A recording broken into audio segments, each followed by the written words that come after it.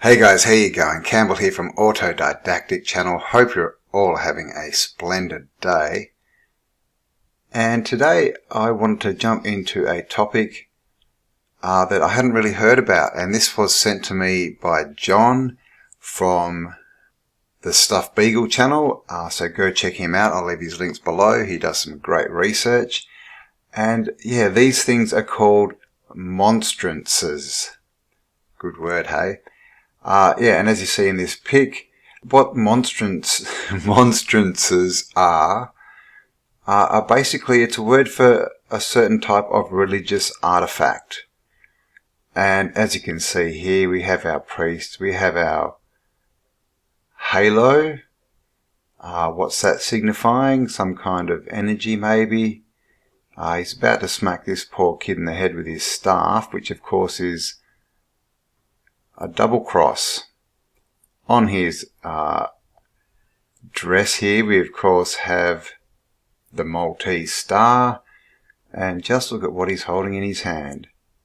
Look at this antiquity. That just looks like the top of a cathedral. It's like this is almost like a handheld version. You know, we can see a big tower in the back here with its Antiquitech antenna. So yeah, that's very, very reminiscent of a lot of the old cathedrals we see with these little bits popping out. I still am not sure what to call them. But yeah, guys, monstrances and religious artifacts, and is ancient tech, old world tech, being hidden under the guise of religious artifacts. Let's jump into it.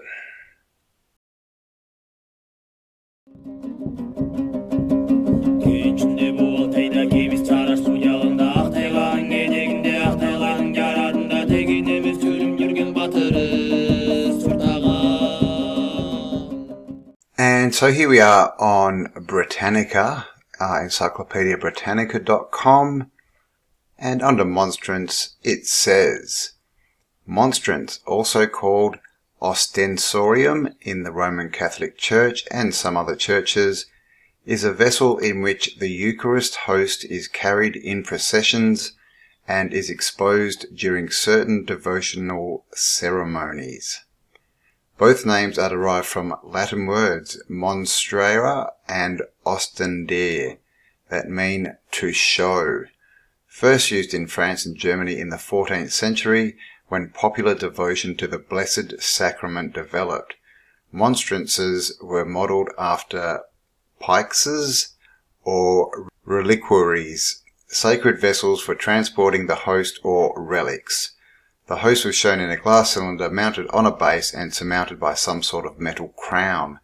In the 16th century, the monstrance took its present shape, a circular pane of glass set in a cross or surrounded with metal rays. The host is placed in a holder called a lunette, which fits into an opening behind the glass. So there you go, all sounding very technical. And here we have a picture of a monstrance. Now look at the detail on this. All these gems. Here we have the crown. And inside, behind the glass here is, a place where you put the Eucharist. And the Eucharist is just like communion. So the Eucharist is, the bread that they eat, that Christians eat when they go and have communion. So it says the Eucharist, also called Holy Communion or the Lord's Supper, is a rite considered by most Christian churches to be a sacrament. According to the New Testament, it was instituted by Jesus during his Last Supper, giving his disciples bread and wine during the Passover meal. Jesus commanded his followers to do this in memory of me, while referring to the bread as my body and the wine as my blood. Through the Eucharist celebration, Christians remember Christ's sacrifice of himself once and for all on the cross. So, there you go. Yeah. It's an interesting ceremony they have there, but yeah, that's basically what it means. Is the Eucharist is literally the way that they're talking about it and the way that they're seeing it is it's the body of Christ. And these monstrances only seem to, be carrying the actual bread part, the body, not the wine. But we'll get into that later. And a sacrament, just so you know, it basically comes from, sacred. So sacred rites. A sacrament is a Christian rite recognized as of particular importance and significance. There are various views on the existence and meaning of such rites, obviously between the different churches and all the interpretations. But it says the Catechism of the Catholic Church defines the sacraments as efficacious signs of grace, instituted by Christ and entrusted to the Church by which divine life is dispensed to us. Well, there you go. The visible rites by which the sacraments are celebrated signify and make present the grace proper to each sacrament. They bear fruit in those who receive them with the required dispositions. Okay, so sacrament, basically it's a ritual, is what it's telling us. Well, we've probably got the remnants of the original rituals. It says here, it's to install grace. So it's to do with ethics and the way that you carry yourself and your energy and your vibration and things like this. Again, everything, is to do with, the energy, right? And the vibration, because everything is energy at vibration. So that's what this seems to be. Of course, over time, these rituals get either misinterpreted or deliberately sidetracked and turn into something completely different. And basically what we've got now, we've just got shadows of what these ceremonies actually used to be. Okay, so a bit more on the ceremony. This is liturgical context. Liturgical is basically referring to public worship. So it says, in the Catholic tradition, at the moment of consecration, the elements called gifts for liturgical purposes are transformed, literally transubstantiated, into the body and blood of Christ. Catholic doctrine holds that the elements are not only spiritually transformed, but are substantially transformed into the body and blood of Christ. Although the elements retain the appearance of accidents, or bread and wine, they become the body and blood of Christ. The presence of Jesus in the Eucharist is known as the doctrine of the real presence within the Roman Catholic tradition. Other Christians, notably Anglicans, Old Catholics, Marthoma, and Lutherans, accept the doctrine of the real presence while rejecting transubstantiation as a philosophical concept. Owing to these beliefs, the consecrated elements are given the same adoration and devotion that Christians of these traditions accord to Christ himself. Oh my God, that's like reading law. I mean, there is a saying, and I really like this saying because it is so true. If it's not simple, it's not the truth. How is that to read? Seriously, guys. This is ridiculous. That could have been written so easily. Seriously. Like, you read that and you then need to go and look up all these words. Okay, so liturgical context is in the context of public worship. In the Catholic tradition, at the moment of consecration, or at the moment of something made sacred, the elements, called gifts for public worship purposes, are transformed, people believe literally, into the body and blood of Christ. Catholic doctrine holds that the elements are not only spiritually transformed, so energetically, but they are also substantially or physically transformed into the body and blood of Christ. Although the elements retain the appearance of the initial bread and wine, they become the body and blood of Christ. The presence of the Spirit of Jesus in the representation of the body of Christ is known as the doctrine of Jesus' Spirit reappearing within the Roman Catholic tradition. Other Christians, notably Anglicans, Old World Catholics, Lutherans, etc., accept the story of Jesus' spirit remanifesting, but they do not believe that the wine and bread literally turn into the body and blood of Christ. Owing to these beliefs, the sacred elements are given the same adoration and devotion by Christians of these traditions. So there you go. I hope that made a bit more sense, but it just shows you, all this stuff. It's written really to put all this information kind of out of our reach, so that we have to go to church and listen to the man in the dress with the funny hat on, so that he can tell us how to interpret, the word of God or the word of Jesus, how it was written down. Because this is the thing, that the Bible and all these books, they are interpretational. So it's up to us to get the information, run it through our own filters and ethics, and to come up with our own conclusions. But I digress. So that's what monstrances are. So they basically, here we have a man in a dress holding one of these monstrances. As we see, we've got this shape, and we see this everywhere, right? This sort of glory of God shape. Here it is again. Same shape you can see, and in the middle here is where they're saying they're putting, the Eucharist, the body of Christ represent the Eucharist. Got our cross on top here, and basically, they've just been turned into religious ornaments for holding the sacred bread, which is supposed to be the manifestation of the body of Christ. There we go. So let's have a look at some monstrances, should we? And here we go. So you can see this is the basic design, is the circle in the middle with the glass, and then the sort of starburst, the glory of God on the outside. Many of them have the cross up here, and very ornate on its stand. I'm not sure, looks like it's made out of silver. Here we have a close-up, so you can see here's the glass in front of it, another piece of glass, looking very portal-like, looking glass, which has been discussed. And so basically you put that in there, and then you walk around showing people that you've got the body of Christ in there, I think is the deal. This photo, what's happened? Okay, it's just showing that that bit comes off. There you go. Now this one's slightly different. So you can see here that we've got the glass tube. Okay, and this one actually looks a bit older and a lot more antiquitech-y, doesn't it?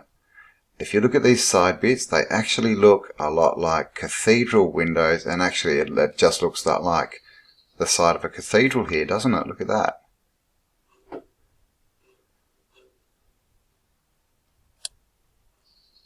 So see this, we've got the windows, and we've got this antiquitech stuff coming up and just looking like a cathedral, and crown, even got a little dome here. So again, looking like a miniature representation of tech. And of course in the middle here we've got a glass tube. Now they're putting, the sacrament in it, the Eucharist. Here we have some more, again this one more traditional. Over here, this one more traditional with the cylinder. So looking more, more antiquitech-y. It wouldn't have been too hard to sort of have the cross on these guys, because apart from that, it doesn't, seem to have any religious symbols, does it? This one we've got angels all around it, and in the middle the big starburst. So this is looking like a later model maybe, but maybe these were just two different versions. I'm not sure, who knows what went in these glass tubes, right? We do have a bit of an idea, which we'll get into. Here we go. Here's another one. This is from an old painting, as we can see, and this one you can see the glass tubes going sideways. But again, looking very, cathedral-like, the top bit here. Very antiquitech-y. So were these handheld, devices that you could move around to draw energy? Is this maybe some type of capacitor where you could store the energy like a battery? Yeah, I mean, okay, it's for the adoration, right? And this is the thing, you know, with religion, and this has been said forever. I mean, all this gold and jewelry, you know, all this wealth, and the churches hold on to it. So why would they do that? And instead of, you know, using it to feed the poor, like they say that we should all do, is it because it has a much different purpose to what we're told? You know, is the value of these things much more than the actual gold and jewels? Because, you know, is this a way to hold on to antiquitech, to keep it hidden in plain sight? You know, ready to be switched back on at some time. You know, because they haven't melted it all down. They could have easily taken all this apart, melted it down, and it would have been worth a lot of money. Here's the picture we saw at the start. Again, he's got his here, we've got the tube, and very cathedral-like. This girl's holding the crown. Okay, so she's got the crown and she's got her halo as well, but this guy on the ground, he's got no halo and he's about to be poked in the head. It's a bit rude, really, and there's someone looking out the window at him going, "Don't you poke him in the head?" And he's looking so pious as he does it. Ah, look at you. Smack. Oh my god, that one's a bit, yeah, not as nice, I think. Are they? Or are they cherubs? I don't know. That looks very creepy. Here we have a big staff, and staffs are another thing that we see everywhere with all interesting designs on top. But here's the monstrance here. As we can see, this seems to have light emanating from it. Can you see that? She's holding it up. It's almost like a torch, but these guys seem to be a bit scared of it. Is this an angel in the background? You know, adoring, giving their adoration. And yeah, there seems to be a glowing ball in there. So, and this is obviously a nun, so it's a religious artifact at this point. So what's that? You know, what was the round thing that used to go into these monstrances? Was it really made for the Eucharist? Here we go again. As you can see, it looks like an orb rather than a flat disc, doesn't it? And yeah, you can see all the light coming off. She's got her halo switched on, getting charged up. And yeah, this looks, oh my god, that looks like beheaded cherubs. That's really gross. And I've got a cross up here and another one. You know, they're having the battle of the antiquitech. Whoa. And again. And of course, I mean, how this actually looks very Celtic, doesn't it? This work around here, it's extremely, you know, Celtic, you know, Druid, right? I mean, come on a Catholic holy symbol, how does that work? And oh god, I thought they were upside down crosses, but I think that's just the way that it, I mean, they are, but it's just the way that those arcs cross. Yeah, I mean, look at this. I mean, again, just look at the side here. This just looks like antiquitech. Look at that. I mean, these things here. You know, we see them on cathedrals and stuff everywhere. And so this is the thing. It wouldn't be too hard. And this actually, these look like they're, I know, it's a sort of slightly different colour, isn't it? You know, it wouldn't be too hard to add, you know, the little bits onto this. And of course, with these, what, you know, we don't even really know what these statues mean, what they're representing, you know. But yeah, that Celtic design, and down here as well. Look at it. Got some grapes. But then we get these familiar patterns that we see everywhere. So definitely looking like, you know, a miniature version of a cathedral, a miniature version of antiquitech.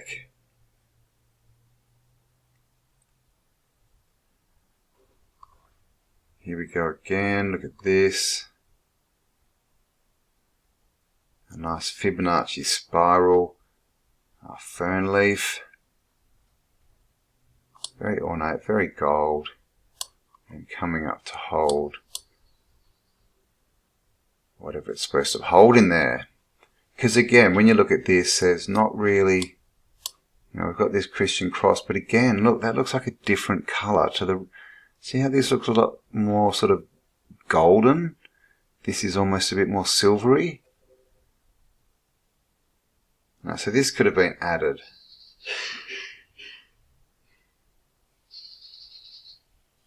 So this could have been added afterwards, or this, may have been built, based on the old monstrances. Once people believe that they are for the glory of God and all this kind of stuff, then, they're going to start producing them themselves, aren't they? Of course, they shouldn't be making things of solid gold if there's people without houses and food. And we've got 1, 2, 3, 4, 5, 6 pointed star there. So that's actually, of course, 2 triangles, or the two-dimensional version of the Merkaba, or the star tetrahedron, also known as the Star of David, of course. Here's another one. So this is obviously a very traditional kind of design for them, but these clearly are different. So are these sort of later, built, sort of designed more on the theory of the religious, the Eucharist and that? Or did they just have a similar function to the other more ornate ones? Because you see, look at that one. It looks like a machine cog. So again, piece of glass, and you put the Eucharist in here, and then you just have these radiating filaments. And that cross, well, can we see it? No. Can you see that? That's not really a Christian cross, is it? So again, could this be one of the sort of original older ones, and they've sort of fashioned their newer ones on this? And you can see this one is a bit more intricate, looks a bit more, machine-like, Antiquitech device-like. And here we go. So this one looks obviously a bit more old world. And you can see the same basic, design and shape, but clearly this thing, look at this, just covered in Antiquitech, and it's even got the cross up the top, and someone's painted it with all the cherubs. We've got the light emanating, which they love to tell us is the glory of God. What is the glory of God, really? Obviously in the interpretation that we're given through mainstream religions, I don't think they're talking about the creation. It seems to be a misinterpretation. That to me looks like energy, or, L, electricity, L meaning God, right? What does lek mean, I wonder? But yeah, look at that. Just intricate as, definitely, got some kind of different purpose here. Because even, what's in the middle there? It looks like doesn't look like glass or a Eucharist, does it? And then we have, look at these different shapes around the outside. Around the outside, around the outside. Chick, chick, boo. Chicka, chicka, chick, chicka, boo. And here we go. Look at this one. Again, back to the old world Antiquitech. Got our tube here, and in here we even have, look at that, an angel with open wings. And again, look at this. If you just look at this from here up, that just looks like the top of a cathedral to me. It's got the dome here. So you know what, these may be something. These may actually be, if these are models, like miniature models of cathedrals, these may actually hold some answers as to how it all works. Because you can see here the dome, and you can see it coming through. Okay, we even have these bits here, which look like the flying buttresses we see, and they're out there, and then into a tube down here. And of course, when we look in these cathedrals, we have the domes. Underneath the dome, when you're inside looking up, it's called a portico. And under those porticos, we have like circles, under the footprint, and in those circles we have geometric designs. So what is this telling us? And is this telling us what's underground? I mean, I don't know. Are these buildings earthed somehow? Because there's that drawing allegedly by Nikola Tesla, the free energy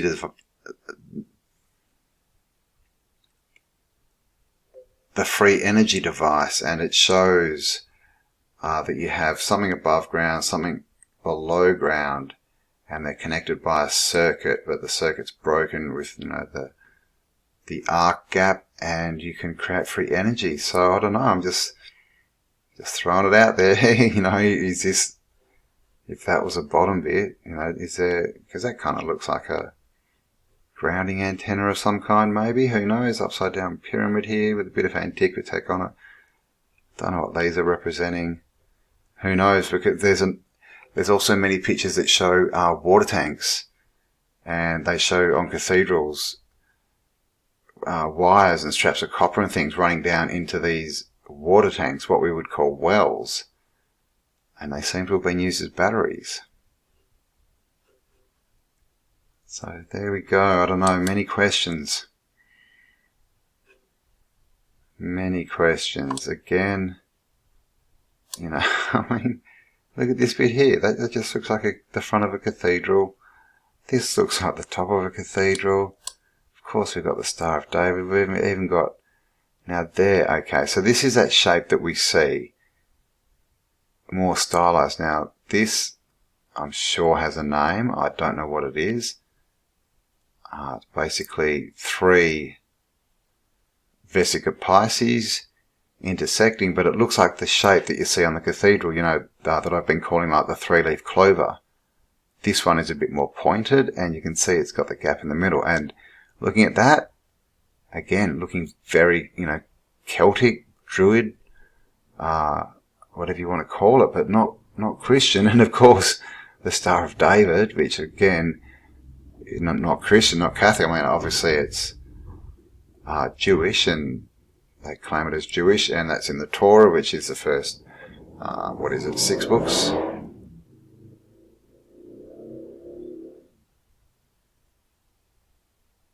In the Torah, which is the first, I think, 6 books, is it, of the Old Testament? But yeah, again, just looking so much like a miniature version of a cathedral. So again, is this portable antiquitech? Okay, this is a cool one. A little bit different. Is that okay? That's okay. We're getting creepy here. That looks like a femur, not a femur camp, but a femur as in the bone in your leg. What was in someone's leg? Again, we have these hangy bits which we just saw in the previous picture. So are they batteries, or at least representing batteries? This has obviously been repurposed. They've chucked someone's bone in there as a sacred object. But look what's on the shelf here. 2 mini cathedrals. What is going on? Now, this one not looking like the traditional monstrance, but very interesting. Still looking very antiquitech-y. But this may just be, like a stylized version made to fit this. Is that a really large femur, or well, it's hard to tell, I guess, in that photo, isn't it? But it looks fairly large. Okay, so question time, guys. Monstrance or cathedral? What do you reckon? I mean, seriously. I mean, it's a monstrance, but we only know that because of this. You can see the screws screwing it in. This is where they're saying they put the Eucharist. So yeah, the story is they build this whole thing to adore the Eucharist, so they can show their adoration for the Eucharist and the glory. I guess this is all representing the glory of God. Of course, this is not really a Christian cross, sitting on top of 2 antiquitech balls. We even have our big spire in the middle, and it looks like we might have, actually might have more than 4 around the outside. Might have 8 there, but Now the same kind of basic layouts, these big spires popping up. Again, these look like, the flying buttresses and things. And just looking like the top of a cathedral. Like, if you just saw this bit, you would think that that was the top of a cathedral. So there's got to be some connection here between these monstrances and cathedrals. I mean, obviously, right, because, they're being displayed as Christian artifacts. But with what we know about cathedrals, obviously this raises quite a few questions. And as I said, is this, are there clues here as to how the actual cathedral works? Is the micro going to show us about the macro?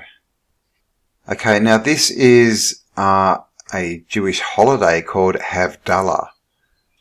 So Havdalah, meaning separation, is a Jewish religious ceremony that marks the symbolic end of Shabbat and ushers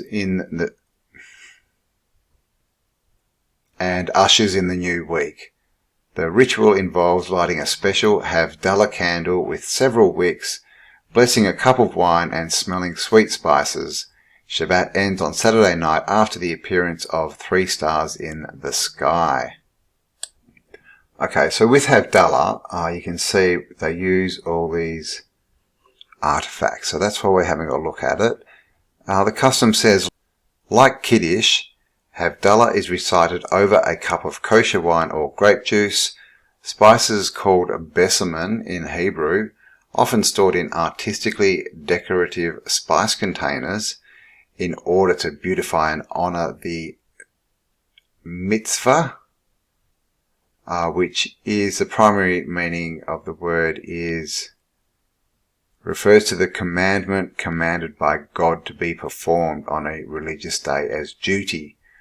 Okay, so artistically decorated spice container in order to beautify and honor the mitzvah, which is, the instruction of God that you must carry out, and hand it around so that everyone can smell the fragrance. In many Shephardi and that's very interesting, Shephardi, because that's shepherd, right? Shephardi, shepherd. Also known as Sephardic. Okay, there we go. Sephardic, the shepherds, very interesting.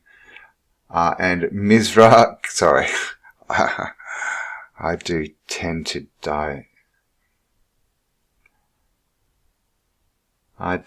digress every now and again.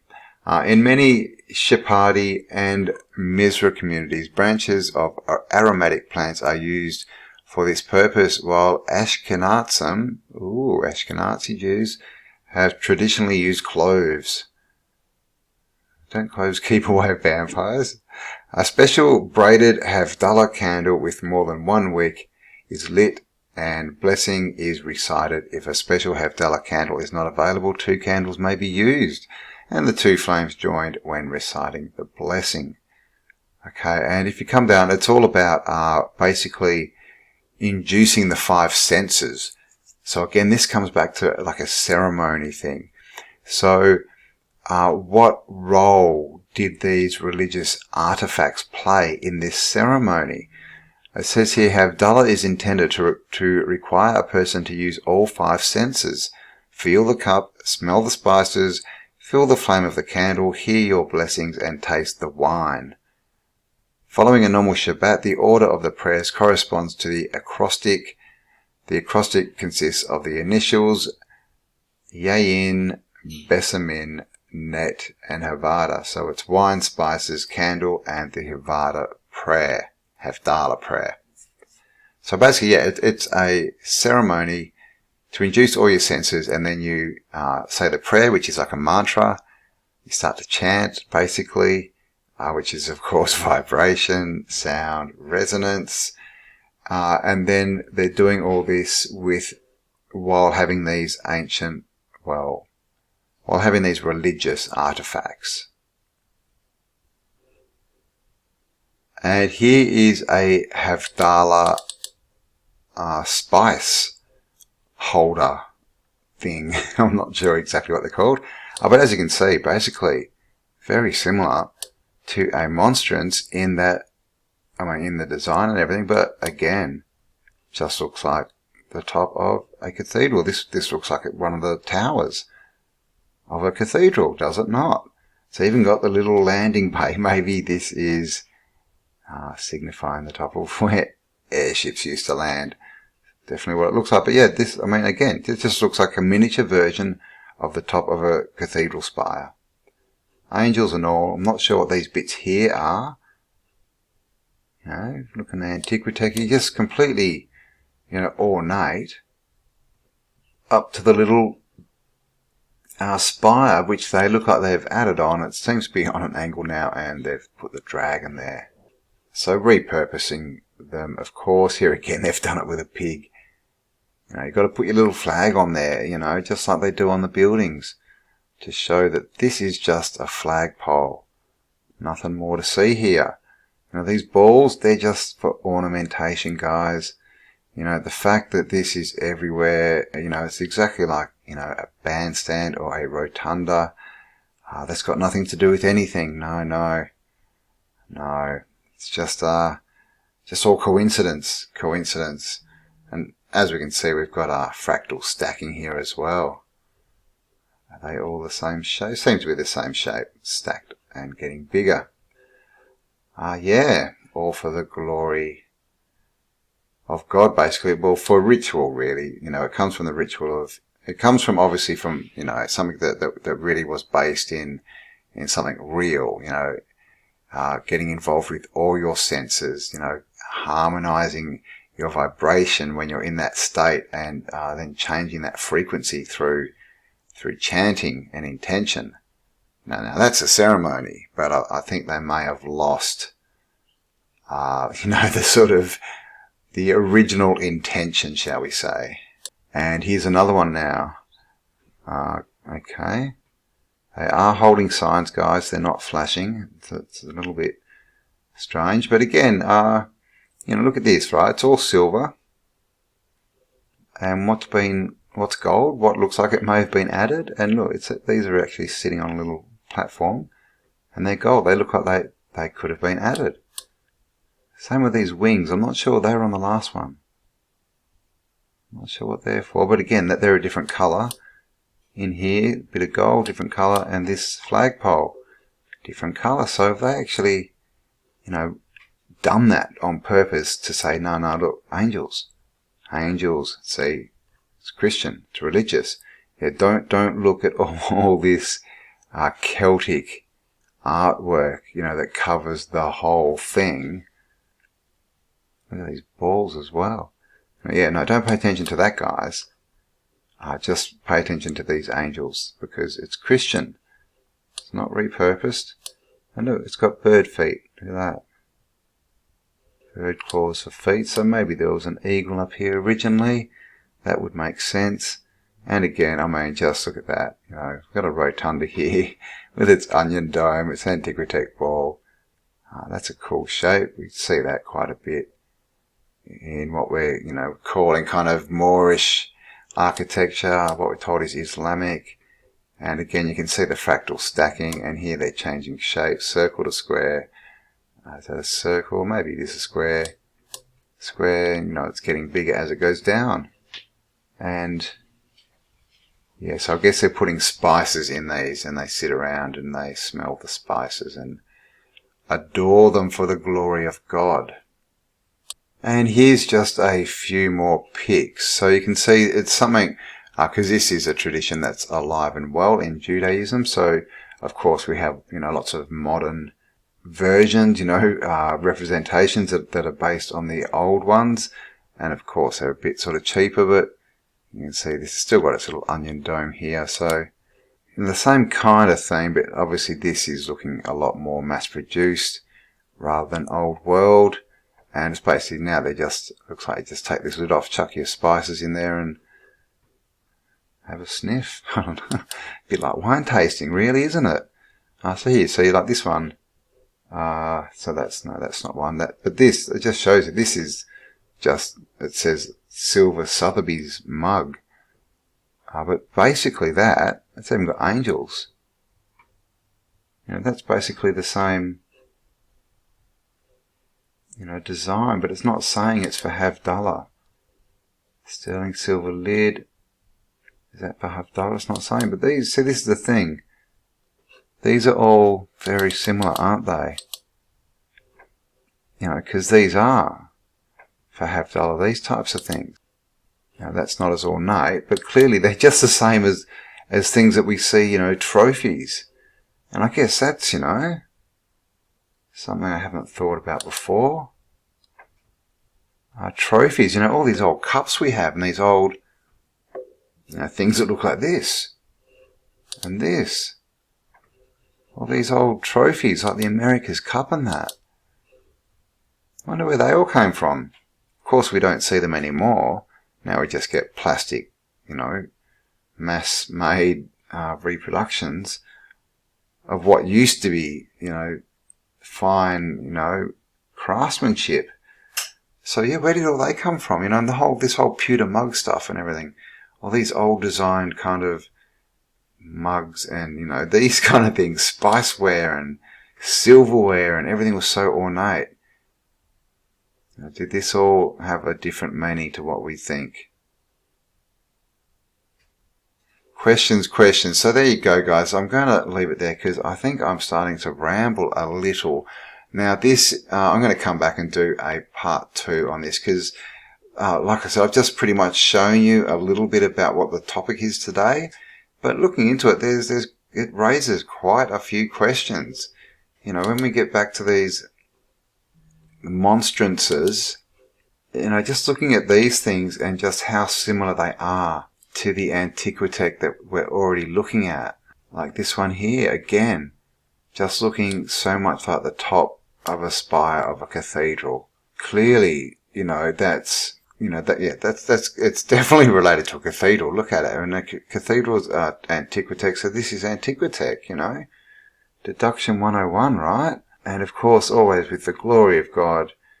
Jewels, obviously crystals, you know, we know about crystals, you know, they use them in lasers and all this kind of stuff. They focus energy. So again, you know, a component of Antiquitech. And of course, you know, always associated with the glory of God, or the Elohim. El, God, electricity. And you can see it here again, the glory of God coming out, whatever that may be. Very bright in the middle here. And this is the thing with these shapes, you know, I've been calling it kind of starburst shape, I guess. But it's just mirroring, you know, the actual energy, isn't it? You know, is the energy coming out of the points of these maybe? Is that why it's a very similar, you know, look? And we've got all the angels here. This one's crying. And the glory of God. And of course, is that a candle on top? 1, 2, 3, 4, 5, 6, 7. 7 candles like the Jewish menorah. And we've got our food here as well. But where's the wine? You know, this is looking more like, you know, the ceremony where they were talking about, you know, smelling the herbs and the spices and things. But yeah, where's the wine? If this is the Eucharist thing. And it's interesting how they also said that it's to hold it and they hide it. The actual word monstrance means to hide. And then they reveal it.